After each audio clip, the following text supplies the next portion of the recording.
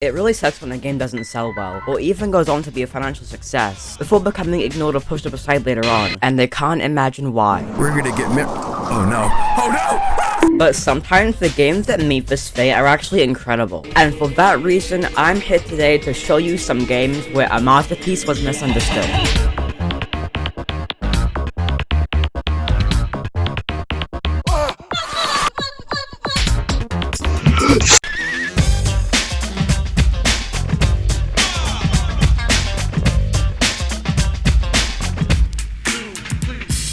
Since my first video on Kingdom Hearts, I've been watching a lot of regular Pat. He's really funny, and as you could tell, I have expertise on what is fun. And since that video, his stuff made me realize that Kingdom Hearts is way better than it has any right to be. And it's a masterclass in making an intriguing RPG. Until a few hours into the game, you don't even know what MP does, but the game gives it to you anyway, because why not? Traveling to a new world and seeing whatever IP is next is a lot of fun. Like, were you expecting Halloween Town from the movie where Santa Claus is kidnapped by children in Party City masks? And that stuff works well because this game is weird. The target audience of this game was kids who like Disney. So imagine your surprise when, as a 6-year-old, the game greets you with a child with massive shoes getting ripped from his world as he knows it. It's not scary or anything, but a really interesting shake-up from what you'd expect out of a game like this. And the combination of Disney magic and stuff trying to murder you with medias is the best part of the game. It unapologetically embraces every stupid thing it does and just keeps you along for the ride. It's also just a really good action RPG in general, with really fun world design and a camera that isn't awful. I don't know why people hate it. It's not that hard. I'm just so happy we got a franchise out of the game with edgy teenagers that gave into the darkness because they're handing out matching pajamas, a boss that gave people Ocarina of Time flashbacks. So, did you know that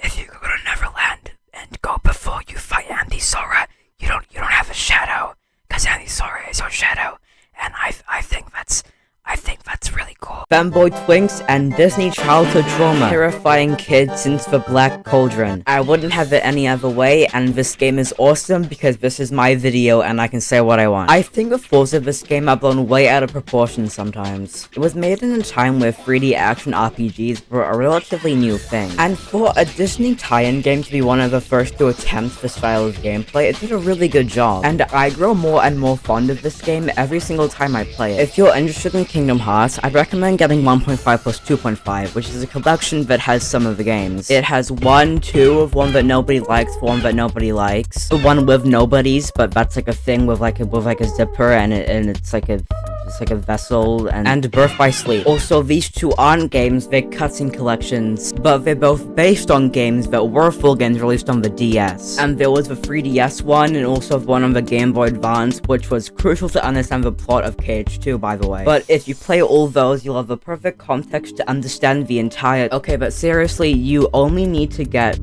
1.5 plus 2.5 and 2.8 to relatively understand all of KH3. You don't have to buy a 3DS.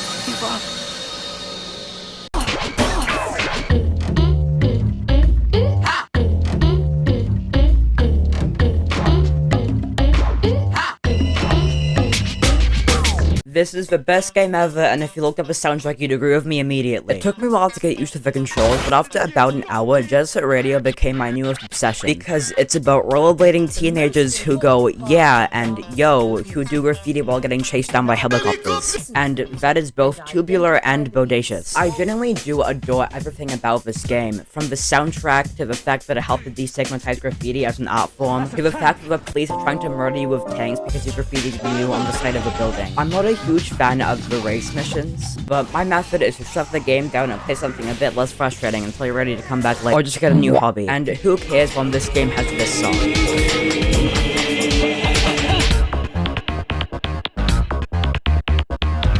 Even though I'm really bad at this game, I have a great time every time I play it, because it isn't just the gameplay that keeps me coming back. This game is kind of a work of art. Jet Set Radio hasn't aged a day thanks to its art direction and music. I would never think these were songs from a Dreamcast game. That's because I just don't know what a Dreamcast was, but I mean it. This soundtrack has a Rob Zombie song in it. No, that was not a joke. And the themes of anti-establishment isn't exactly subtle, but it's relevant. This game is timeless, and people don't realize how much of a pioneer it was. It popularized cell shading, hip-hop soundtracks in games, breaking your ankles trying to dance with rollerblades on, and it even inspired other games, with Hideki Naganuma working on this soundtrack as well as the one for Jet Set Radio. But this is a video game, so how does it play?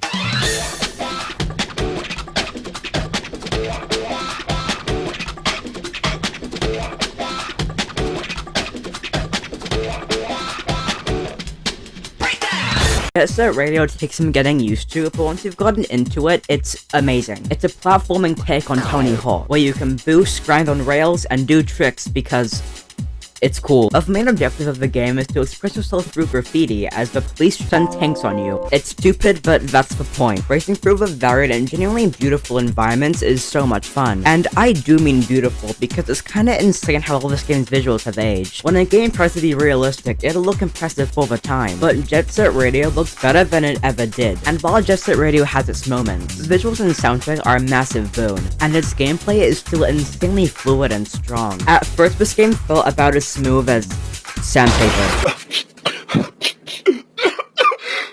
So in conclusion, are you kidding me, critics? Are you out of your mind? This game is awesome. It has the most insane story in any sport game ever. Bring it on, Dick! Never mind. Doing tricks to find graffiti spots and get spray paint cans is infinitely satisfying, but art direction and soundtrack is beautiful and it will keep you coming back constantly. It may not be profound, but it is cool and that is all that matters. If you can't get your hands on Jet Set Radio, I'd encourage you to try out Bomber Cyberfun. They're also announcing a third game, which I'm really excited for. I really do hope it sells well, because Jet Set Radio is really good. But seriously, listen to the soundtrack. For those who don't know, Persona is a series where you talk to friends, enter an evil CEO's mind dimension to make him repent for his crimes, or play RuneScape all day. It's a really good hybrid of a life sim and a dungeon crawler, where you spend each day working on your social stats, spending time with people, and fighting in dungeons to get stronger personas and become the next Bill Gates. It's likely the series that you know Atlas for better or worse. Shin Megami Tensei 5 feels like the edgier, less sociable younger brother of Persona 5. But I think there's one game in this series that's unfairly maligned.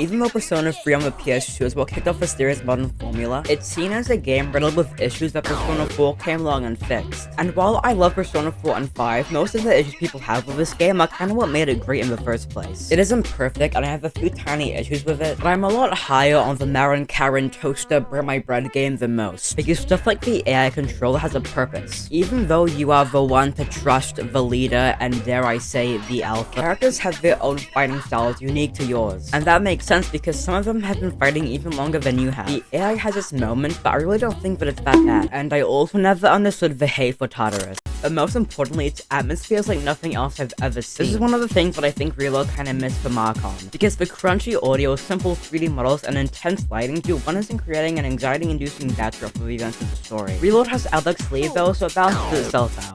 Is that the Grim Reaper?